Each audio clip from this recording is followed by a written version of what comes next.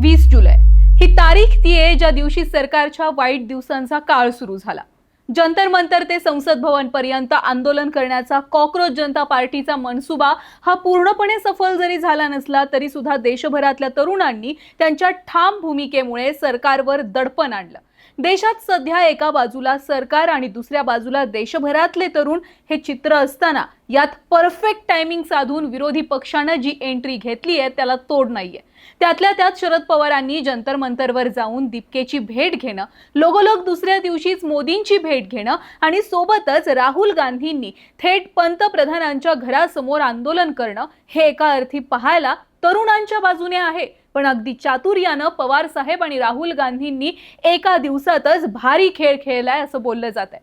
त्यामुळे कॉकरोच जनता पार्टीच्या आंदोलनात अचानक पवार साहेब आणि राहुल गांधींची एंट्री कशी झाली, कधी झाली आणि का झाली यामागचे सगळे अर्थ सविस्तरपणे समजून घ्यायचे। नमस्कार। बघा, काल म्हणजे 21 जुलैला दिल्लीमध्ये इतक्या काही घडामोडी घडल्या की सीजेपी आंदोलनाचा मुख्य चेहरा अभिजित दीपके हा मूळच बाजूला राहिला आणि सगळ्यांचं लक्ष फक्त दोन नेत्यांवर खिळलं।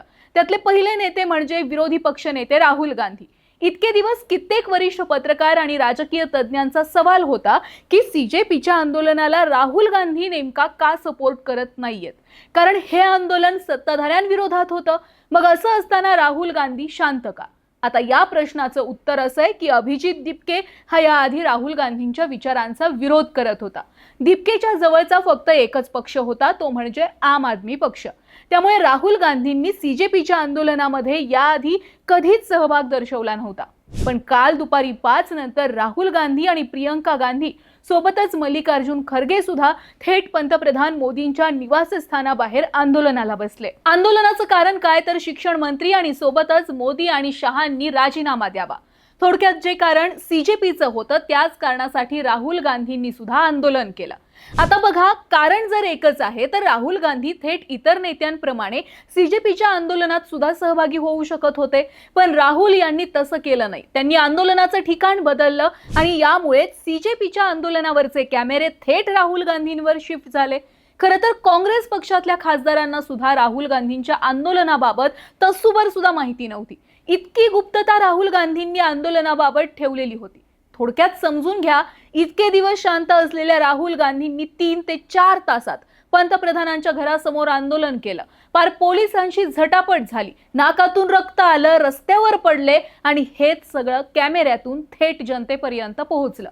त्यात या सगळ्यात पोलिसांनी राहुल गांधी आणि प्रियंका गांधींना पोलीस गाडीत कोंबलं। यात सगळ्यातून जनतेला काय दिसलं तर राहुल गांधींचा धीटपणा, जनतेसाठी जेलात जाण्याची तयारी आणि तरुणांसाठी रक्त सांडायची तयारी। यात सगळ्या राहुल गांधींच्या हालचालींमुळे जनतेचं लक्ष फक्त आणि फक्त राहुल गांधींवर राहिलं। इतके दिवस सीजेपीच्या आंदोलनाला पाठिंबा न दर्शवणाऱ्या राहुल गांधींनी फक्त काही तासात थेट सीजेपीच्या आंदोलनात सहभागी न होऊन सुद्धा स्वतंत्रपणे केलेल्या आंदोलनामुळे लोकांचं मन जिंकलं। यालाच म्हणतात परफेक्ट टायमिंग जुळवून आणणं, जे राहुल गांधींनी अगदी बरोबर जुळवून आणलं। बरं, फक्त राहुल गांधींनीच परफेक्ट टायमिंग जुळवलं नाहीये तर राजकारणात हवेची दिशा स्वतःच्या दिशेने वळवण्यासाठी जे जास्त माहिर आहेत त्या शरद पवारांनी सुद्धा सीजेपीच्या आंदोलनातून काही प्रमाणात का होईना वारं स्वतःकडे वळवून घेतलंय। बघा, सीजेपीने जंतर मंतरवर आंदोलन सुरू केल्यापासून खासदार सुप्रिया सुळेंनी कमीत कमी 2दा तरी जंतर मंतरवर जाऊन अभिजित दीपकेची आणि सोनम वांगचुक यांची भेट घेतलेली होती। पण त्या भेटीमुळे जे सिद्ध झालं नाही ते शरद पवारांच्या फक्त 2 भेटींमुळे शक्य झालं। 21 तारखेला शरद पवारांनी आधी जंतर मंतरवर जाऊन अभिजित दीपकेची भेट घेतली, तरुणांच्या आंदोलनाला पाठिंबा दर्शवला, सोबतच एक सूचक प्रतिक्रिया सुद्धा दिली।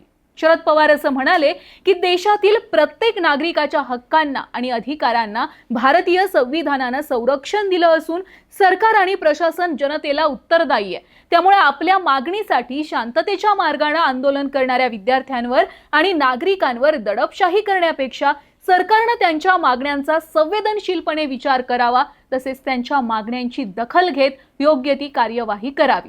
पवार साहेबांच्या या प्रतिक्रियेमुळे आणि दिल्लीतल्या तसल्या भयंकर गदारोळात साहेब आंदोलनात आल्यामुळे साहेबांनी जनतेला पुन्हा दाखवलं की वय कितीही झालं तरी जनतेसाठी कधीही रस्त्यावर उतरू शकतो।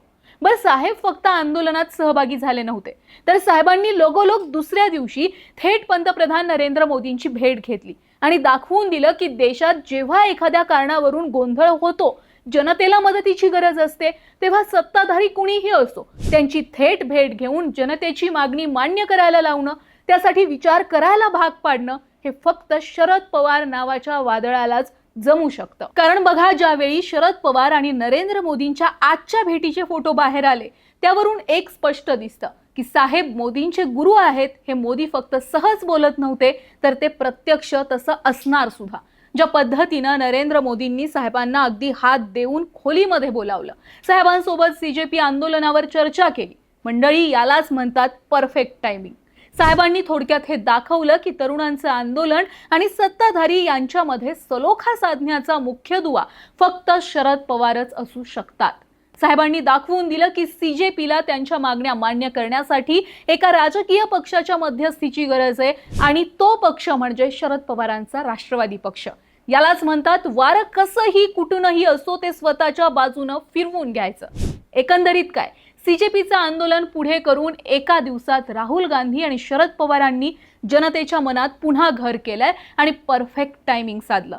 फक्त आता राहुल गांधींच्या गोंधळाचा आणि शरद पवारांनी मोदींची घेतलेल्या भेटीचा तरुणांना फायदा व्हावा, अन्यथा सारं काही व्यर्थ आणि फक्त राजकीय स्वार्थ ठरेल. बाकी तुम्हाला राहुल गांधींनी पंतप्रधान मोदींच्या घराबाहेर जे काही आंदोलन केलं, जो काही गोंधळ घातला, आणि सोबतच शरद पवार साहेबांनी मोदींची घेतलेली भेट, यावर काय वाटतंय? तुमची प्रतिक्रिया कमेंटमध्ये नक्की कळवा. आणि हो, ऑनलाईन नेता या आमच्या YouTube चॅनलला फॉलो आणि सबस्क्राईब नक्की करा.